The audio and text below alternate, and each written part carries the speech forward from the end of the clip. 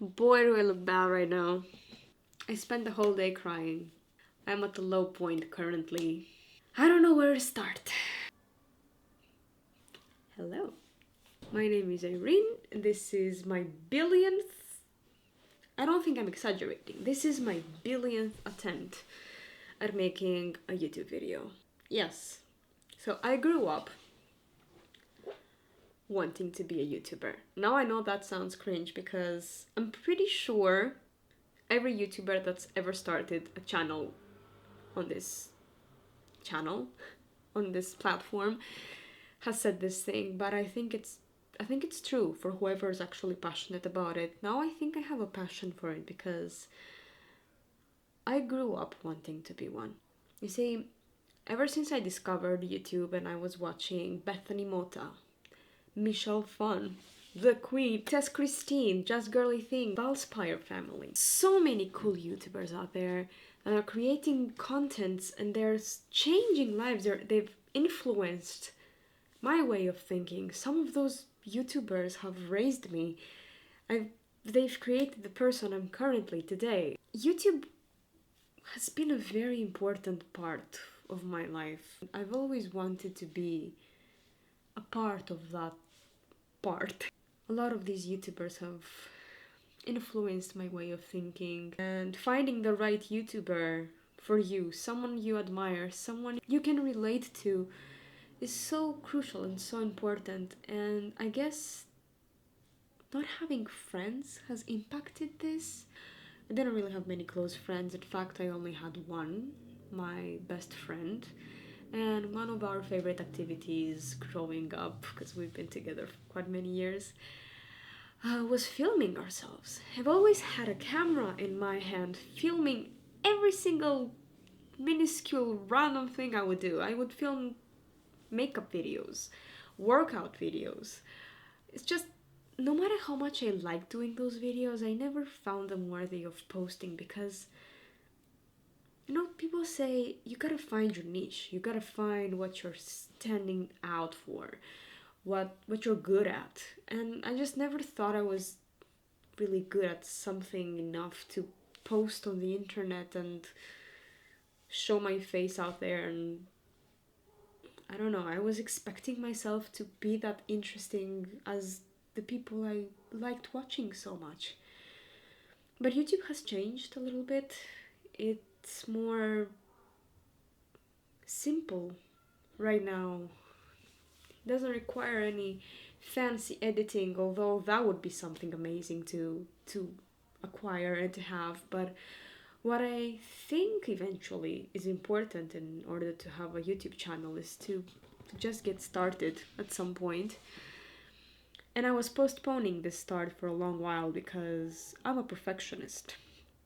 And perfectionism has led to procrastination. I didn't like my voice, I didn't like my brows, I didn't like my face, I didn't like my room, I didn't like my background. I would start filming, I would run out of storage. I would start filming, I couldn't hear my voice. I didn't like my accent, I didn't like my vocabulary, my grammar, because English is not my main language, and as a matter of fact, I suck at every language I speak because I speak many languages, although I'm not gonna count that as a plus because I don't speak any of those languages quite well. I am being a bit harsh on myself right now, but I've learned not to be, so I'm trying very hard not to.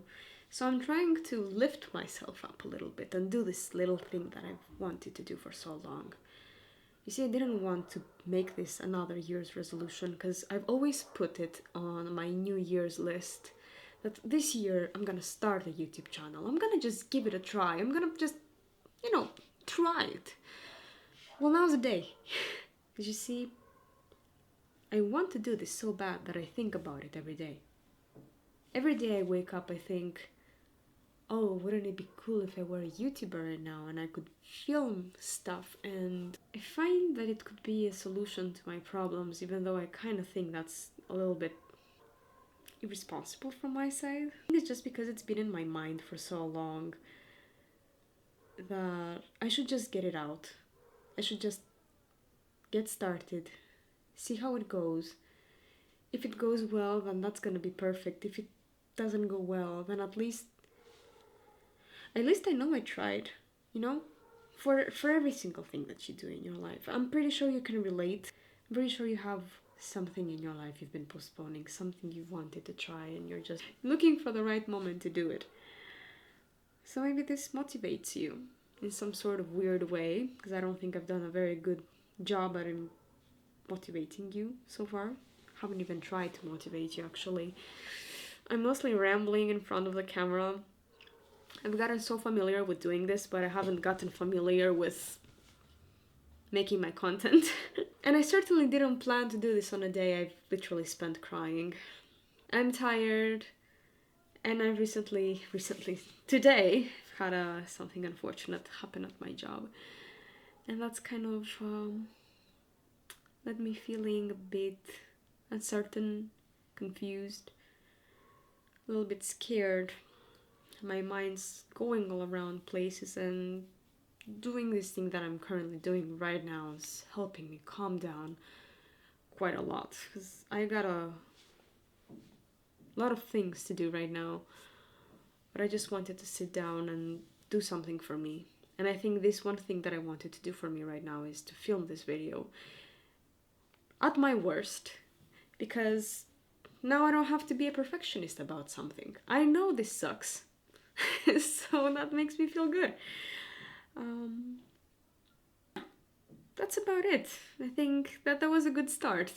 I'm sure it's not perfect, and it won't be for never, actually. It will never be perfect. But with every video I will be uploading in here, it's gonna be even better. And that's what I hope I'm gonna achieve with this. I hope I'm gonna motivate you. And maybe we can grow together. Maybe we can all start doing this one little thing that makes us happy, that we think is gonna solve our problems, and see how it turns out in the end.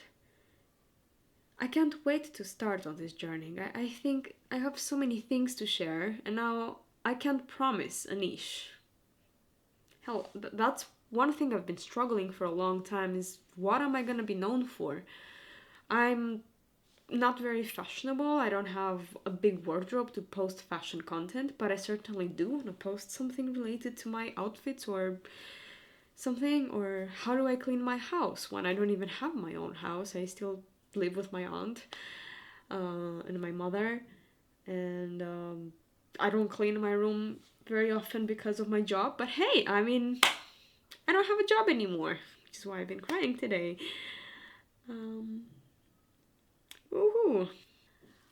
I'm gonna tell you about that soon, if you stick here. Please, I don't know. I'm excited. I mean, I get attached to things, and I'm already attached to you watching this video. I think you're important to me. I would be happy to see you with my next on my next video. On my next video. I don't know what it's gonna be about. I'm thinking it's gonna be another story about uncertainty, about my little journey through early adulthood, and where I thought I was at a very good point in my life, and then I suddenly have to start again from the beginning. And I think that's why it's cool. I think that's why it's the perfect time to start this. You might be having a bad time right now, and it's okay. We're gonna get through this. I'm sure it always works out. It just takes a little time, and with every little mini fail I've had until now, it turned out to be a very good lesson about myself, and it shaped me into who I currently am. Stay tuned if you're interested. Okay, I'll add one thing to the previous video that I filmed a few days ago. I'm currently rereading The 4-Hour Workweek by Tim Ferriss. The first time I was reading this book was back in high school, when I was studying, and I did not plan to go to university. Now that's gonna be a topic for another day. But what I knew clearly in my mind at that time was that I really wanted to create my own business, my own online business. That thing hasn't worked yet because I have never dedicated the time. That's also a topic for another day. I remember this book to have had an impact at that time, even though I didn't really take action. And I remember that currently being 23 and finally, I don't know, being a bit older and more able to do the goals that I thought I couldn't do back when I was in high school.